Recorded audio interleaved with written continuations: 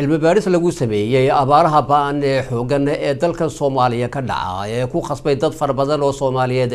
in ay u soo qaxaan magaalada Muqdisho oo ay nolol u soo doontaan ayaa waxa lagu qabtay magaalada Muqdisho sida uu ku faahfaahinayo Cabdirasaaq Jaamac Cilmi oo naga soo diray magaalada Muqdisho kadib munaasabad ballaaran oo ay ka soo qayb galeen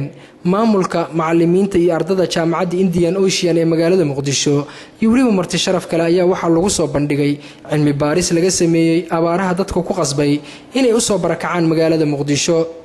aadan Ibrahim Faarax oo ah arday ka qalin jabiyay jaamacadda Indian Ocean isla markaana ah shakhsiga soo diyaariyay buugga cilmi baarida ayaa sharxa cilmi baaristani uu sameeyay muddo 3 bilood xogta la gaaray ama aan soo helnay waxa ahayd oo findingska ah waxaan u helnay in horjoogayaasha xiriyaha barakacayaasha ay musuqmaasuq ku sameeyaan qaranka ay bixiyaan hay'adaha waxa kale oo aan ogaanay xiriirka horjoogayaasha xiriyaha barakacayaasha ama gudoomiyaasha kaamanka iyo dadka xiriyaha ku nool inuu yahay mid aad u hooseeya waxa kale oo cilmi baaristan aan ku ogaanay in dadkan ay rabaan waa dadka ku nool xiriyaha barakacayaasha in laga caawiyo dib u dejin loo sameeyo in guryahoodii ay dib ugu laabtaan oo ay waxba ay rabaan kamid ah oo daraasadeena ku soo ogaanay waxa kale oo kamid ah oo ku soo ogaanay soo helnay in marka la bixinayo deeqaha gargaarka ah dadkan ay u baahan yihiin kormeerayaal ka socda dawladda hay'adaha qaranka bixiya bulshada iyo dad ayaga kamid ah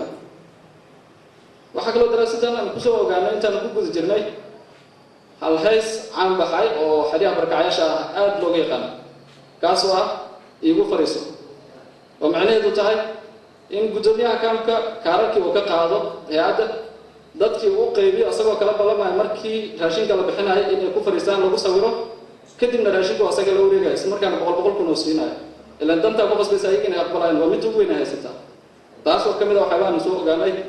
ila magac baaxay igu fariiso markaan eegno qaybta tala soo jeedinta ama recommendationka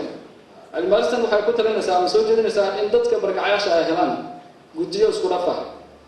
oo ka yimaada dawladda hay'adaha deeqda bixiya iyo sidoo kale dadka kaamo ku sugan laftirkooda qaar kamid ah ka qaybgalayaasha munaasabadani lagu soo bandhigay cilmi baaristani ayaa waxa ay su'aalo ka soo jeediyeen goobta waxaana gabagabadii madaxa jaamacadda Indian Ocean Engineer Samawada Maxamed Cali Daahir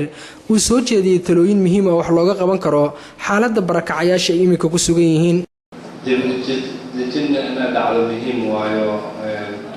dadkii wixii soo sheegay ninka ardayga wixii dhamaansho inay lahaato waa si hore loogu dhaqaaqo